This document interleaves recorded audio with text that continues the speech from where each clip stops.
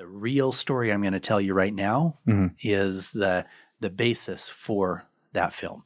In that film, Jim Caviezel, he played Jesus, Passion of the Christ, Count of Monte Cristo. He plays the part of the Homeland Security agent. He's one of my favorite actors, by the way. He's awesome. So good. So good in that film.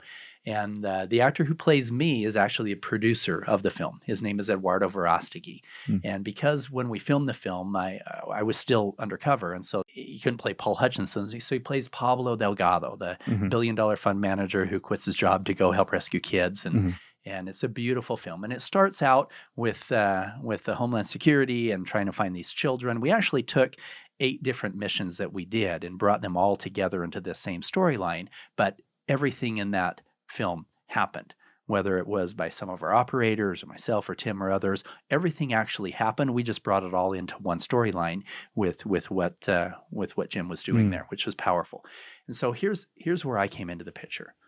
I get a phone call, and I'm introduced to this world of child trafficking, and I'm asked to help raise some money. There's 20 children in Cartagena that I was told that were being sold for horrible things. Sex trafficking. These were just children. And they needed $50,000 to rescue these children. Now, for me, in my world at the time, $10,000 with Make-A-Wish, I could send a little girl to Disneyland with her family, which is important. She's struggling with cancer, right? But $50,000 here, we could pull 20 children out of hell and get them back to their families. There just wasn't a comparison. So I says, absolutely, let's figure out how to make that happen. A couple weeks later, I get a phone call, and he said, Paul, I'm here in Cartagena. He said, there's not just 20 children here, there's more than 50. And there's more than 100 children tied to the same trafficking rings in other parts of the country. He said, we need to do a simultaneous sting on all 3 cities at the same time so we can take them all down so the traffickers don't talk to each other and set each other off. He said, I believe we can rescue over 100 children at the same time on the same day, but I need your help in a bigger way. And I said, well, how much do you need? He said, I need you. Can you be in Colombia in 2 days? Whoa. He said, I have to have somebody who can effectively negotiate a multi-million-dollar real estate deal with the traffickers, with these guys who are selling the kids. I said, what do you mean? He said, well, the head trafficker down here has an island, a piece of property inherited from his mother that he believes he can create a Jeffrey Epstein type island. He needs about $8 million to build it out, but he can have a bunch of sex trafficked children here and have wealthy men from America and other places fly in and pay big money. He believes he can make tens of millions of dollars a year off this project. He said, here's our plan. You fly in, you meet with him, and you say, listen, I'm interested in funding this thing under one condition. We're going to have a party in a couple weeks. You show up with the children that you control right now, 50 to 100 children, and prove to me you can supply what we need to make this thing work. You prove it. I'm bringing some buddies down. We're going to have a sex party with you. If you can prove it, I'll fund your deal. And I'm sitting there at this table, and this trafficker looks over, and he was so excited I was willing to look at his project. He says, Pablo, he said, I have a gift for you. I said, really, what's your gift? He leans forward, and he hands me his phone. And there's a picture of an 11-year-old girl on his phone. He says, this is Princess. She's still a virgin. And he started talking about these horrific things you could do to this little girl. And I thought, this is happening. And a Navy SEAL that was standing behind me named Dutch, he was like, he says, I need to go check out the neighborhood, make sure everything is right. Later, he said, and when we were debriefing, he said, that little girl looked like my daughter at home. Ooh. He said, I almost unholstered my weapon and took him out right there. He said, I couldn't just, and this guy says, yeah, we just took delivery of some. And something he said, he made me realize he had more than her. I said, Fuego, you just took delivery. Do you have more virgins? He goes, yeah, we got 3 or 4 more. I said, now you're bringing those to the party, right? He goes, oh, no. He said, they're too expensive. I said, they're too expensive. I'm already paying $25,000 for this party. We were paying them $500 per child for a minimum of 50 children just for 2 hours in the afternoon. He goes, Jefe, he said, you already paid $25,000. You want to F a virgin? It's going to cost you extra $2,000, maybe $5,000 for that little one. It's going to cost you maybe $10,000 more. I was so mad. I've got a nice shirt on. I've got a nice watch on. I'm like, you don't think I can afford an extra $10,000? He's like, oh no, Jefe, no. I said, I want every one of those virgins at my party. I said, they damn well better be virgins when they get there. They're not for you. They're for me. You understand?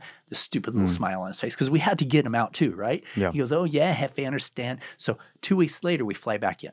These guys meet with the federal agents, the U.S. Embassy. The Colombian federal agents provided 40 agents for us. 4 of them were like our maids. 4 of them were our waiters and our cooks. They're not very good cooks, but they're armed, 25 were there to storm the party at the right time. And these guys showed up with 54 children. Almost every one of them were under the age of 16 years old. More than half of them were kidnapped from other countries. And CBS did a little article on it that you can, show the clips and stuff.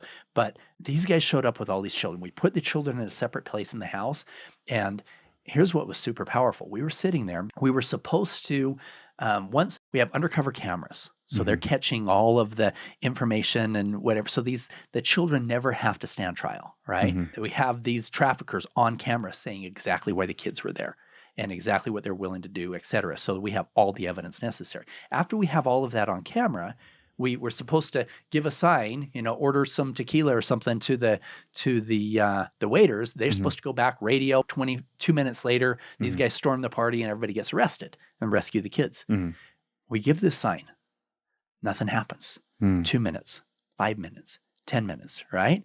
And the traffickers are like, okay, tequila, we're good to go. Okay, let's start the party, right? Let's say one stands up, I'm going to go get the kids.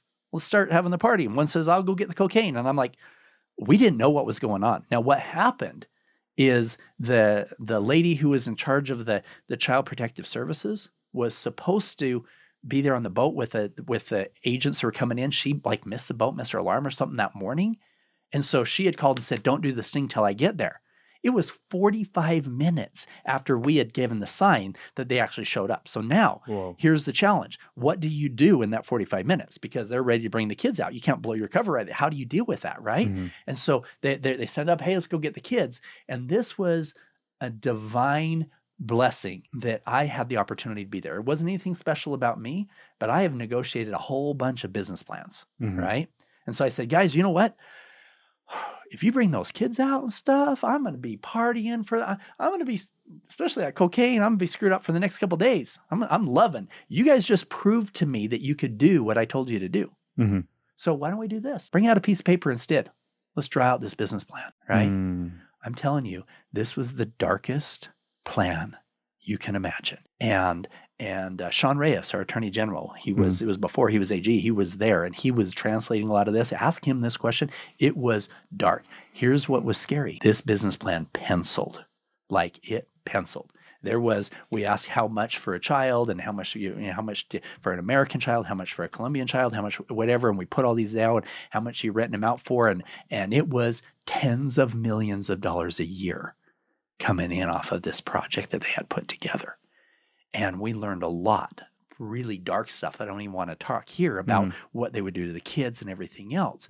And so finally, when the agents came, stormed the party, arrested everybody, 30 Child Protective Services people came in with the children. And they started laughing and singing with the children, just trying to calm them down. And that sound of freedom, this is why the movie is called The Sound of Freedom. That sound of freedom of those children was the most beautiful sound that I ever heard, especially compared to half an hour before where that little girl, the same one he showed me on the phone, little 11-year-old standing up, no taller than I was as I was sitting down and the tear stains in her makeup face shaking. Compare that and the sound of those children crying to the laughing and singing that they had there. I started crying. And I turned to Sean. I said, I've been making rich people richer. I want to make a difference. What do you need? I'll write you a big check. And he said to me, Paul, unfortunately, the majority of demand for this horrible act in second and third world countries comes from wealthy, connected guys with egos in first world countries. He said, I can't teach my Navy SEALs how to wear a $4,000 watch or suit and a $50,000 watch and negotiate a multi-million-dollar deal.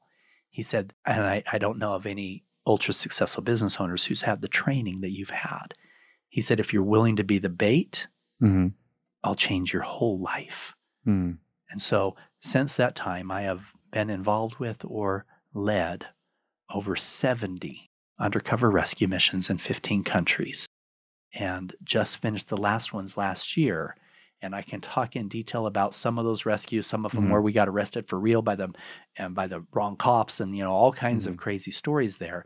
And some of them don't end up with a happy ending. Some of the traffickers got away and the children are still there. It's sad. And here's what happened.